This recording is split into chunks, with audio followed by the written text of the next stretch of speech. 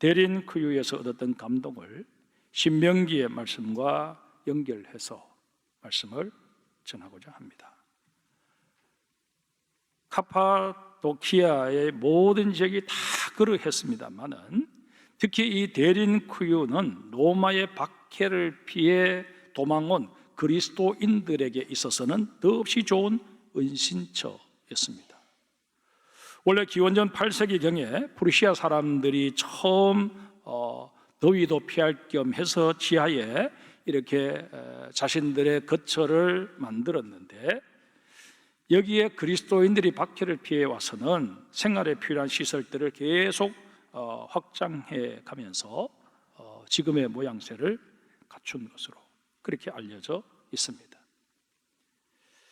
대린크유는 깊은 우물이라는 뜻입니다. 그 이름이 말해주듯이 지하로 8층이나 내려갑니다. 지금 여러분들이 보시는 저 사진이 그 대린크유를 단면으로 잘랐을 때 어떤 모양일까 해서 보여주고 있는 그런 사진입니다. 안에 들어가면 마치 개미집처럼 사방팔방으로 통로들이 나 있습니다.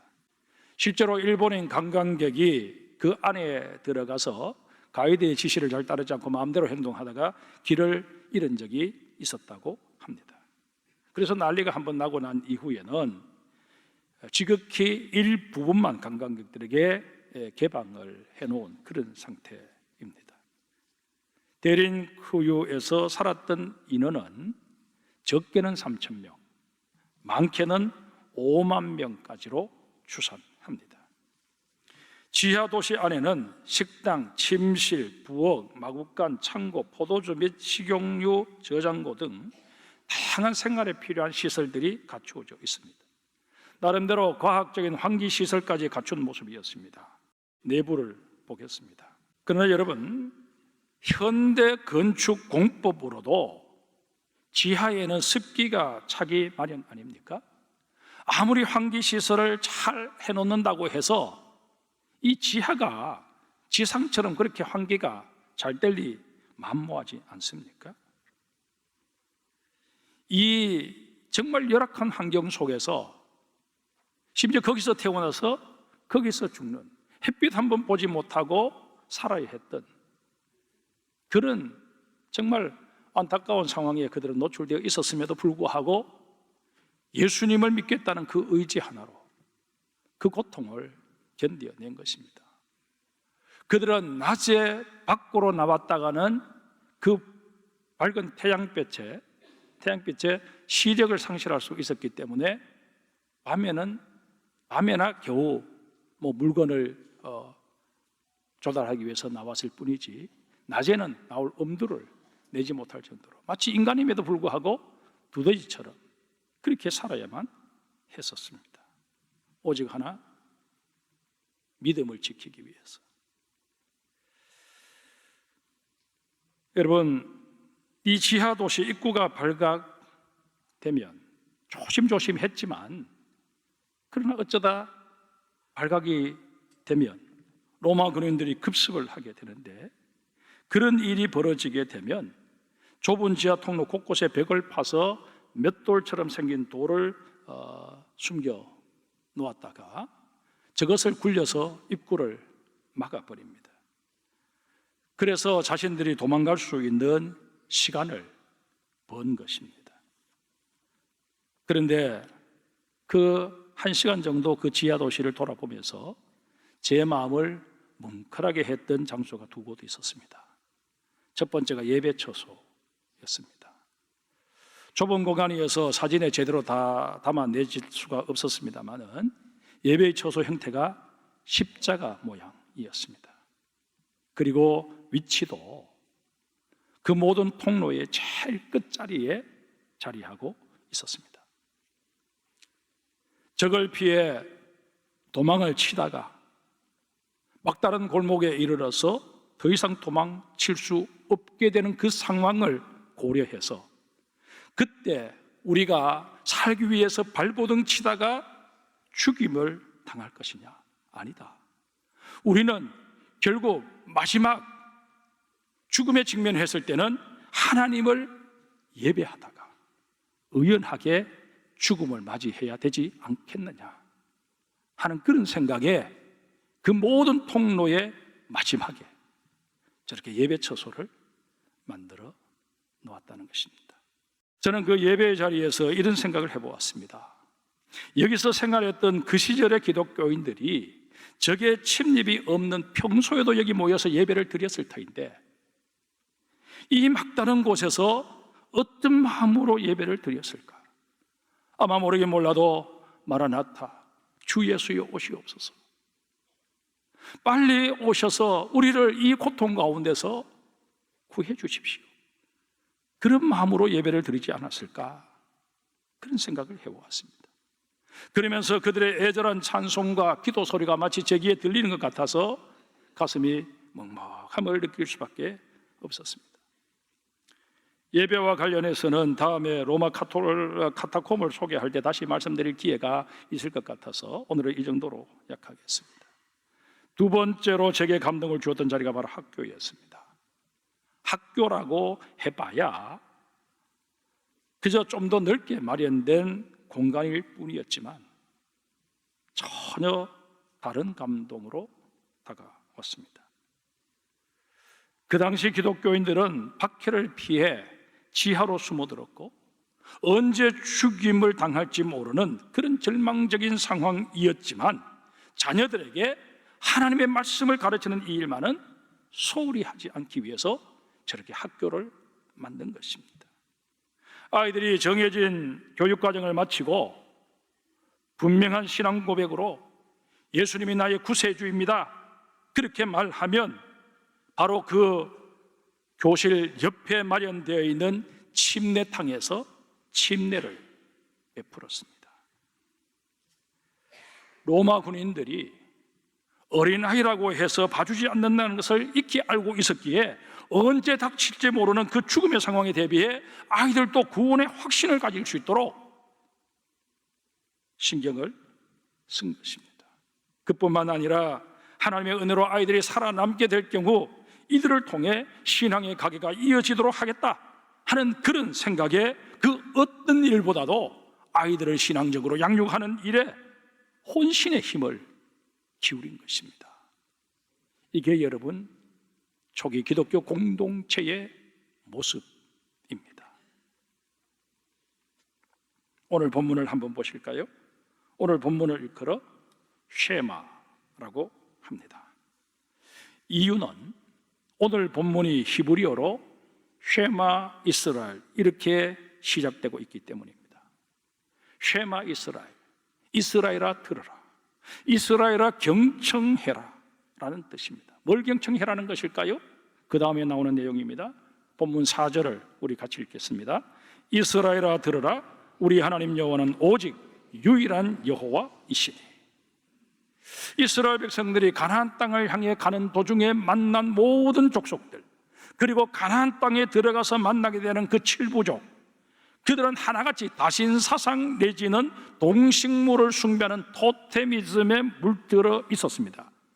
이 하나님께서는 이들과 접촉해야 되는 이스라엘 백성들에게 너희는 그들이 섬기던 미신이나 그 잡신을 따르지 말고 만군의 여호와 나 하나님만이 유일한 신임을 인정하고 나를 예배하는 일을 게을리하지 말아라, 그 말씀을 하고 계시는 것입니다.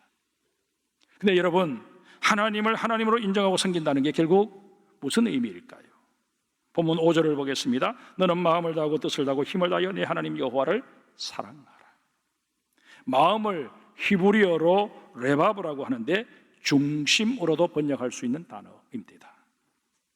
따라서 마음을 다하여 하나님을 사랑한다 하는 이 말은 나의 중심에서 우러나오는 진실한 사랑을 가지고 하나님을 사랑해야 한다는 것입니다. 가식적인, 형식적인, 그저 다른 사람에게 보이기 위한 그런 식의 사랑이 되어서는 아니 된다는 것입니다. 그런가 하면 뜻은 네페시라고 하는데 생명으로도 번역할 수 있는 단어입니다. 우리는 하나님을 사랑하되 내 생명을 다하여 사랑해야 합니다. 하나님 사랑하면 너 죽이겠다, 그렇게 위협해 오는 세력이 있다고 할지라도 거기에 굴하지 않을 수 있는 그런 뜨거운 사랑이 우리에게 있어야 한다는 것입니다. 또한 힘을 다한다고 할 때 힘에 해당하는 히브리어가 메오드입니다. 대충 말로 때우는 것이 아니라 사력을 다해서 내가 가지고 있는 모든 역량을 총동원해서 하나님을 사랑해야 함을 의미합니다. 그런데 오늘 이 본문 5절 말씀에서 우리가 유념해야 할 것은 마음과 뜻 그리고 힘이라고 하는 이 단어 앞에 콜이라고 하는 수식어가 붙어 있다는 사실입니다. 콜은 전부라는 뜻입니다. 하나님을 사랑하되 온 마음으로, 온 뜻으로, 온 힘으로 사랑해야 합니다. 상황이나 여건에 따라서 또 내게 유익이 된다고 여겨질 때만 하나님 사랑합니다 하고 두 손 들고 하나님의 이름을 높입니다 그렇게 고백할 것이 아니라, 내게 불이익이 예견되어지고 정말 내가 하나님을 사랑하는 이 일 때문에 여러 가지 면에 있어서 어려움에 직면하게 되는 그런 상황 속에서도 나는 하나님 사랑하기를 포기해서는 아니 된다는 것입니다. 우리는 결코 이중적인 그런 모습을 취해서는 아니 됩니다. 계속해서 6절 말씀을 보겠습니다. 오늘 내가 내게 명하는 이 말씀을 너는 마음에 새기고.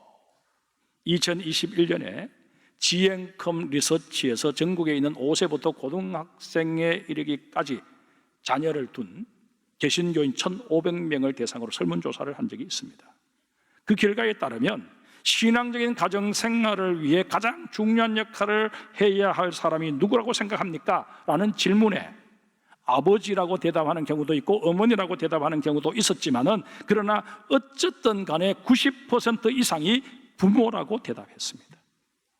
그런데 문제는 부모들이 이렇게 자녀의 신앙교육에 대해서 내가 책임이 있다 통감하면서도 정작 자녀에게 신앙교육을 하고 있습니까? 라는 질문에 대해서는 18%만 하고 있다 라고 대답했습니다. 또한 신앙교육을 실천하지 못하는 이유에 대해서 물었더니 23%가 너무 바빠서 시간을 내지 못하기 때문이라고 그렇게 응답을 했고, 19%는 부모인 내가 신앙이 확고하지 못해서 그렇다고 응답했습니다. 16%는 신앙을 교육하는 방법을 구체적으로 몰라서 못한다 그렇게 응답을 했습니다. 자녀들을 신앙적으로 교육할 수 있는 훈련을 받은 적이 있습니까? 라는 질문에 대해서는 73%의 부모가 없다라고 대답했습니다.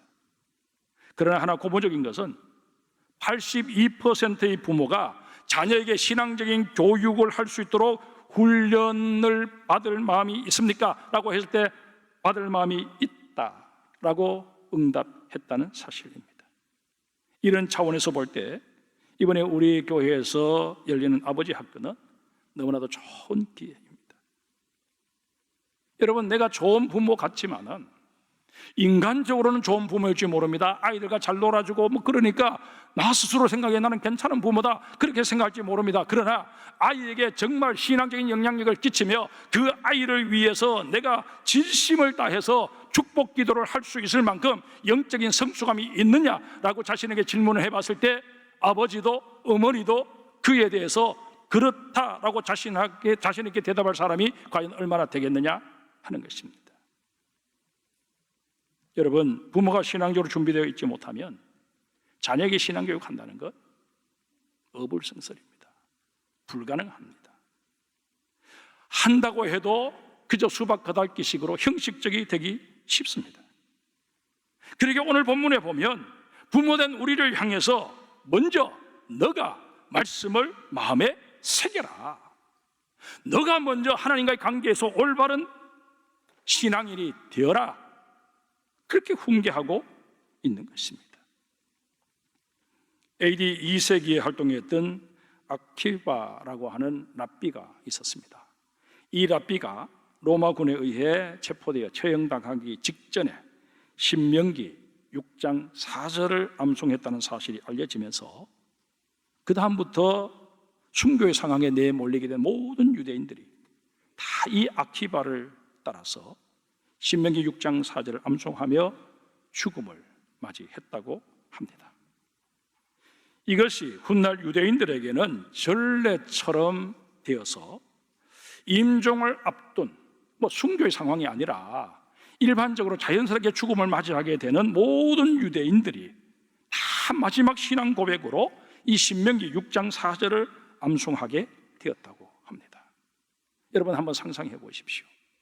죽음을 앞둔 아버지가 정신이 점점 혼미해져가고 있음에도 둘러서서 슬퍼하고 있는 자녀들에게 쉐마 이스라엘, 아도나이 엘 헤이노, 아도나이 에하드 라고 신명기 6장 4절의 말씀을 암송한다면 그 모습을 지켜보는 자녀들에게 어떤 느낌이 주어질까요?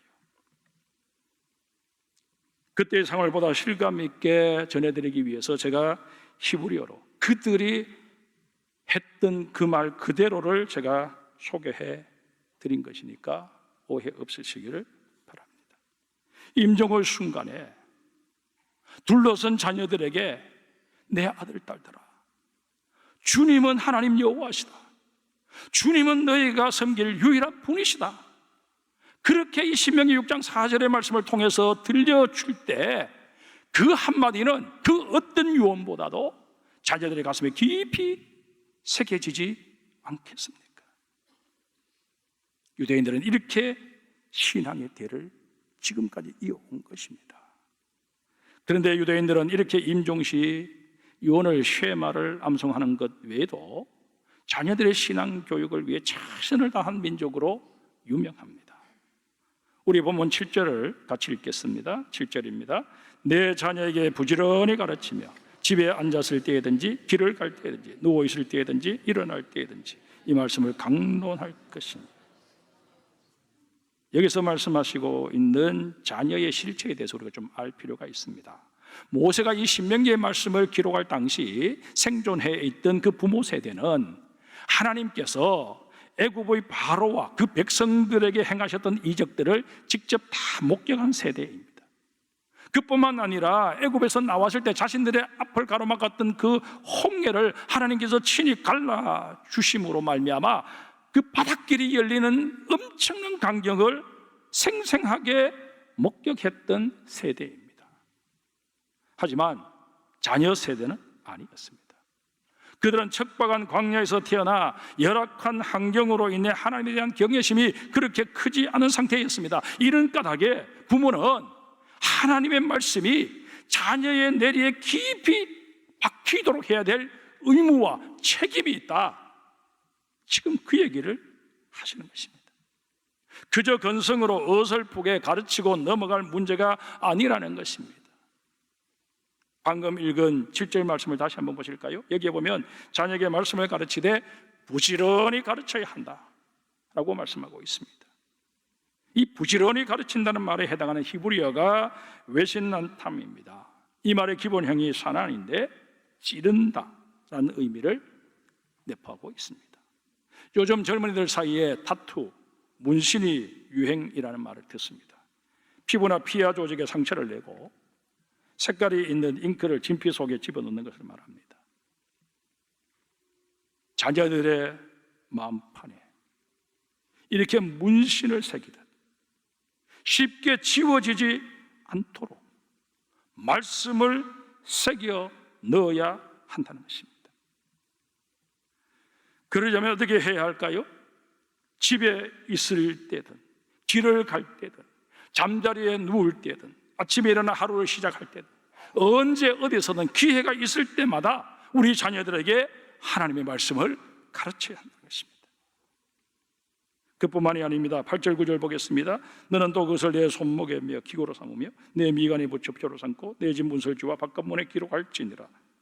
유대인들은 출애굽기 13장 2절에서 10절 유월절 규례에 관한 말씀과 11절에서 17절 장자의 성별 규례, 또 오늘 설교의 본문이기도 한 신명기 6장 4절에서 9절 신앙교육에 관한 명령, 그리고 신명기 11장 13절에서 22절 율법에 대한 복종 규례까지 이 4개의 구절을 양피지에 깨알 같은 글씨로 적어서 작은 상자에 넣고선 이마와 왼팔에 메고 다녔습니다. 이를 일컬어서 테필린이라고 하는데, 테필린이라는 말은 기도라는 뜻입니다. 유대인들은 하루에 3번 기도를 합니다. 해 뜰 때에, 그리고 정오에, 해가 질 때에, 이렇게 3번 기도를 드립니다. 이 기도의 시간에 테필린 속에 담겨 있는 구절들을 암송하거나 인용해서 기도를 드립니다. 그런가 하면 이 테필린은 기도 시간뿐만 아니라 일상생활 속에서도 늘 곁에 둠으로 말미암아 말씀을 상기하는 계기로 삼은 것입니다. 여러분, 저 유대인들이 테필린을 임하에 머리띠처럼 해서 달고 다닙니다. 왜 그럴까요? 내 모든 사고를 지배하는 것은 하나님의 말씀이어야 한다. 내 삶의 가치관을 주도해가는 것은 하나님의 말씀이어야 한다. 그걸 고백하기 위해서 이마에 테필린을 달고 다니는 것입니다. 또한 가옥의 문설주와 바깥문에는 매주자를 매달았습니다. 매주자는 문설주라는 뜻입니다.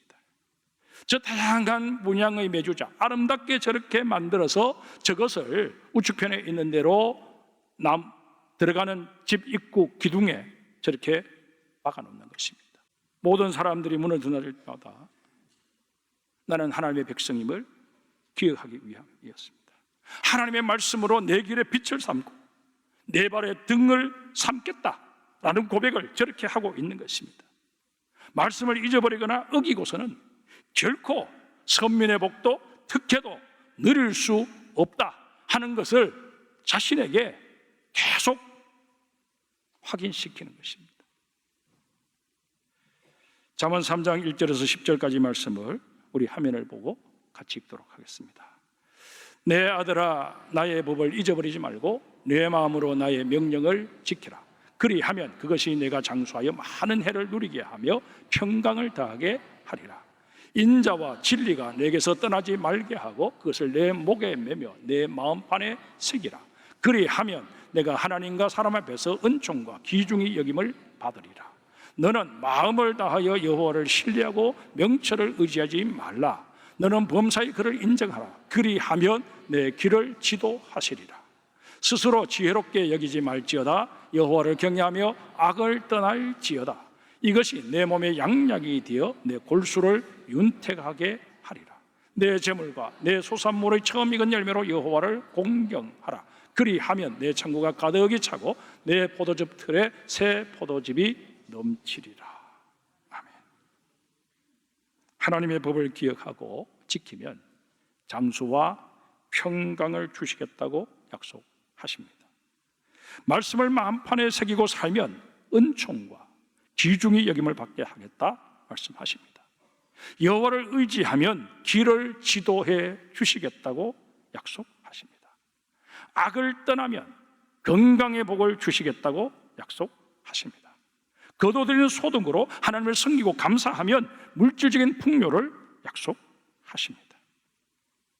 여러분, 이런 약속들을 확인하면서 하나님을 섬기고 감사하면 정말 하나님께서 나와 내 자녀 세대에 복을 더해 주신다 하는 이런 분명한 확신을 가지고 내가 자녀에게 무엇을 물려주어야 할 것인가 하는 이 질문 앞에서 우리는 조금도 주저함이 없이 믿음을 유산으로 물려주어야 한다라고 대답할 수 있어야 할 것입니다.